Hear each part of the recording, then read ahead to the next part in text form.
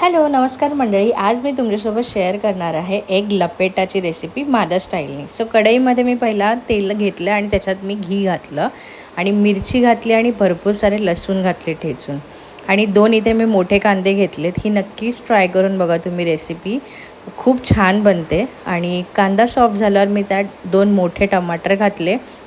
टमाटर आणि कांदा चांगला सॉफ्ट करून घेतला आणि मग त्याच्यात मी मसाले घातले. हळद, लाल तिखट आणि थोडंसं गरम मसाला घातला. मसाले चांगले परतून घेतले. त्यानंतर मी त्यात थोडंसं पाणी घातलं, 2 चमचा एवढं, आणि परत शिजवून मीठ घातलं चवीनुसार. मग ती ग्रेव्ही जी आहे ती अर्धी मी प्लेटमध्ये काढून घेतली आणि अर्धी जी होती ती कढईमध्येच होती. मग त्यात मी 4 अंडे घातले. तुम्हाला हवे तेवढे तुम्ही अंडे घालू शकता. आणि थोडं बुर्जी टाईप आपण ते अंडे बनवून घ्यायचे आणि त्यात थोडंसं पाणी टाकायचं, कारण का ते सुकून जातं. आणि असं कढईमध्ये स्प्रेड करायचं आणि वरून तुम्हाला हवे तेवढे अंडे टाकायचे.